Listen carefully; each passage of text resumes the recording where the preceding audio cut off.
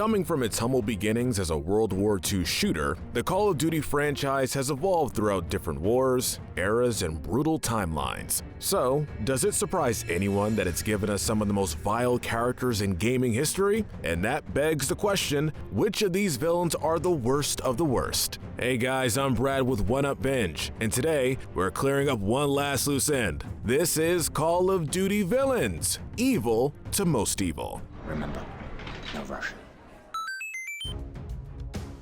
Oh, this may go without saying, but, spoilers and stuff. So, let's start with the least vile villain, and then begin the descent towards the most ruthlessly evil. Starting off with the least evil is the main villain of Black Ops 3, Corvus. Created by accident by the CIA during its human testing with the new DNI system, Corvus was born to a tumultuous start, releasing Nova gas on the scientist who created them. Throughout the story of Black Ops 3, he tries to help the player and even creates a simulation for them to live in. Oh, how nice. Not all that glitters is gold, however, and during later parts of the story, he causes the deaths of multiple soldiers, even forcing the player to kill some themselves. And while Corvus is not seen as malicious, just wanting to learn about his creation and why he was alive, things take a turn for the worse when he's told that he was created by accident and you're forced to kill him. It's remarkable how sad this AI story is. Moving on to Javier Salazar from Black Ops 2. Javier was a double agent in both the Navy SEALs and the terrorist organization Cordis Die in the year 2025. Although he did commit a few treasonous acts, such as letting Raul Menendez free from the interrogation room, he never commits any truly heinous acts himself. He even said he was against unnecessary bloodshed if Menendez shot Briggs. It's safe to say that even a double agent like Salazar can still care about his teammates. He's only here to help.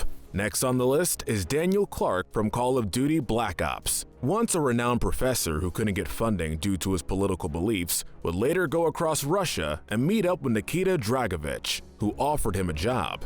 Daniel would help refine the Nova 6 gas, for him, only to be finished off by Nikita, a burning scar in this cold, cold war. Next is Viktor Zakayev, the tracksuit-wearing son of the infamous gunrunner Imran.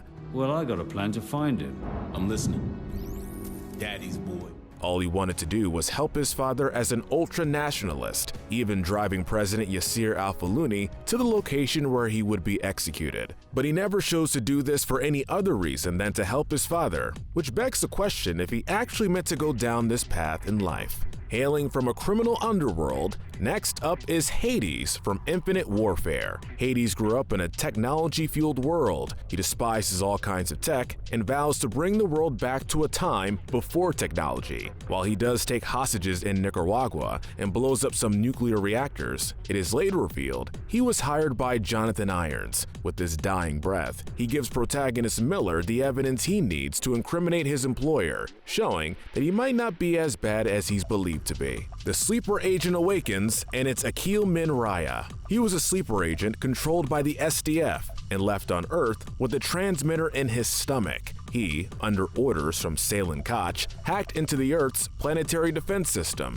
and turned it onto a fleet of airships before disabling it. He then cut open his stomach and tore out the transmitter before succumbing to his wounds. He may have injured many, but it wasn't all under his control. Next up is Menendez's right-hand man, DeFalco. Like most soldiers, DeFalco follows orders to a T, eliminating targets or taking hostages, but always under orders. It's not known how he ended up with Menendez or why he feels justified. From Germany to China, the next spot belongs to Zhao. Having worked in Afghanistan along with the infamous Alex Mason, Zhao is a man of his country, trying to unite his nation against the incoming war from the West. Once finding out that David, the son of Alex, was in Pakistan, he ordered his men not to kill them due to a mutual hatred of Menendez. The enemy of my enemy is my friend after all, but he does take back on his word, working with Menendez if all the pieces fall in place. His kind thrives in a war zone.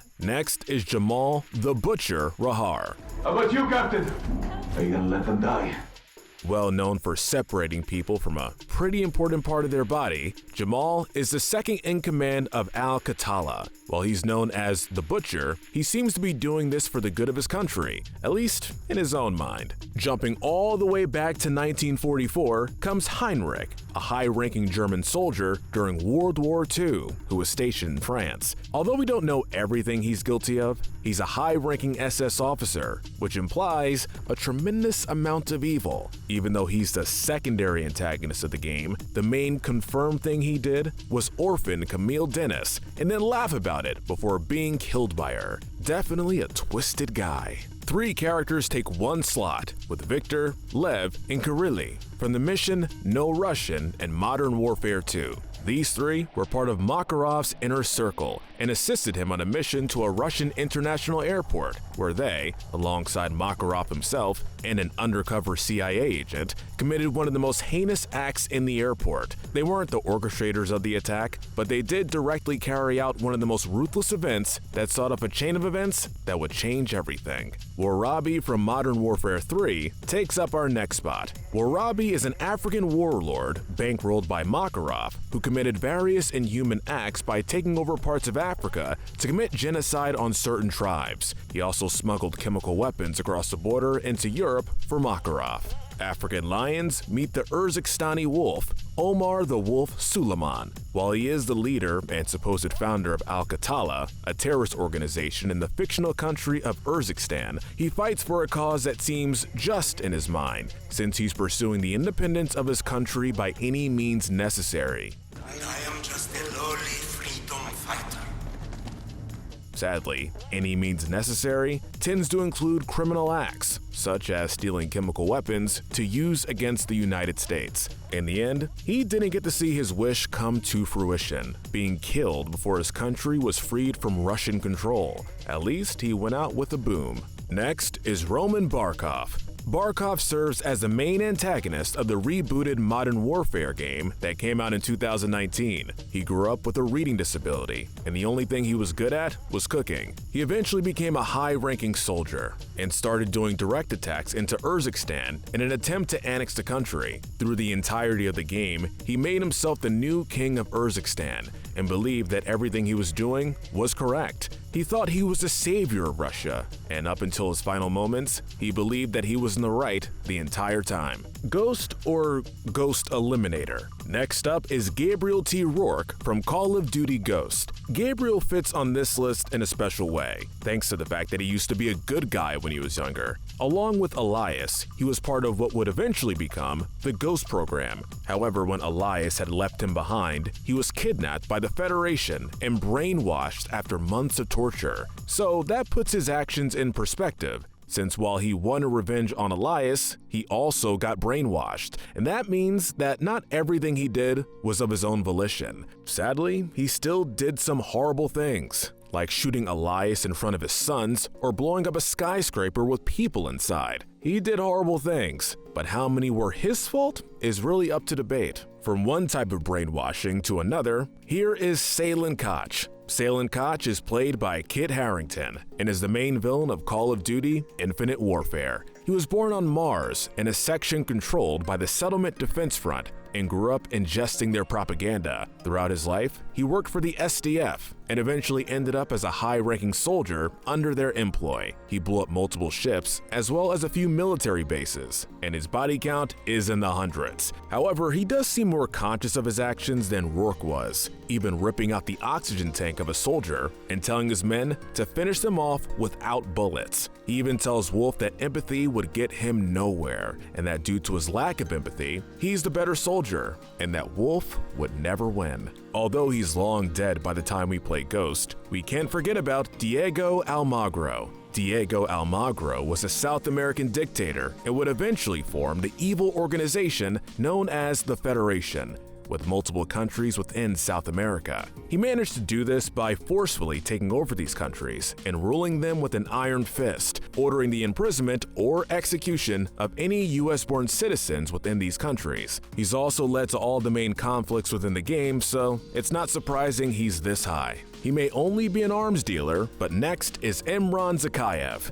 Imran is a Russian criminal who's done everything from gun running to nuclear bomb threats. His actions led to most of the events within the modern warfare timeline, with his formation of the ultra-nationalist party, giving Khalid the nuclear bomb, hiring Makarov, and of course, being the original mastermind behind World War III.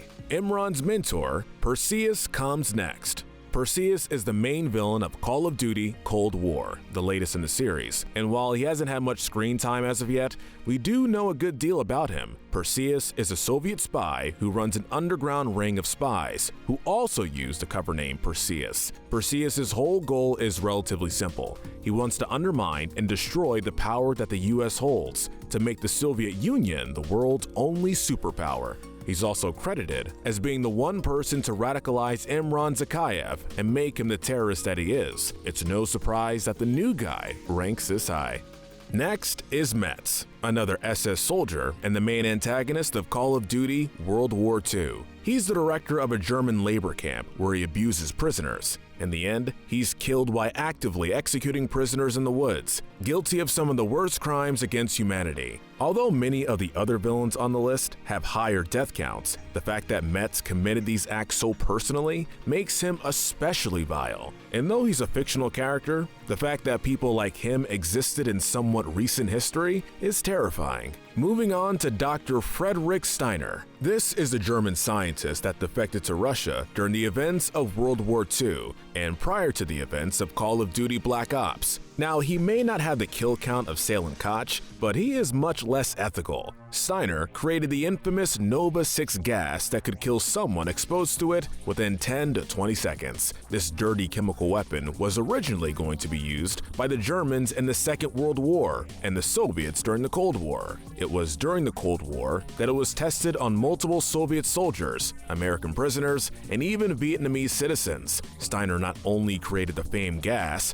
but he helped create the sleeper agents that would release the gas, including Alex Mason. In addition to all of this, Steiner was a Nazi who only jumped ship to the Soviet Union because Germany lost the war to ensure that he would not be killed. And he's also a massive coward, begging for his life to be spared by the Americans, even after all the things he did while working under Project Nova. The good thing is, his comeuppance was swift at the hands of Alex Mason. From chemical terrorism to nuclear terrorism, here comes Khaled al-Assad. Khaled is well known for committing a violent coup d'etat against the Saudi Arabian president Yasser al-Fulani and executed him live on screen for hundreds to see. He did these things under the orders of Makarov and was violent for violence sake. He was the one who pressed the button on the nuclear bomb that wiped out 30,000 people when they got close to finding him. Although he was just a pawn in a larger game, much like Steiner, his actions ended in more deaths than Steiner's, and he got to hurt more people than Steiner did,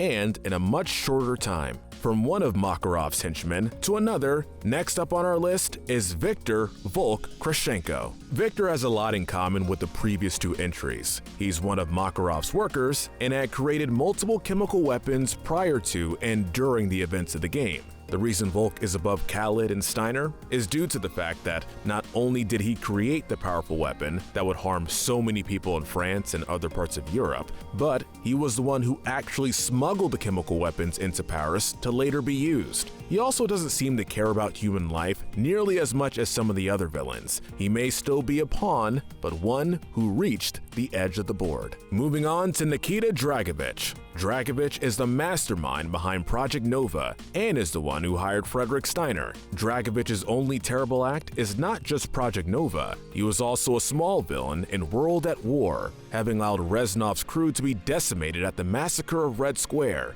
then took the remaining ones and tested Nova 6 on them. He wanted to destroy the US internally by using sleeper agents and threatened chemical warfare. He never gives us solid reasoning behind what he does. Maybe he just feels like it.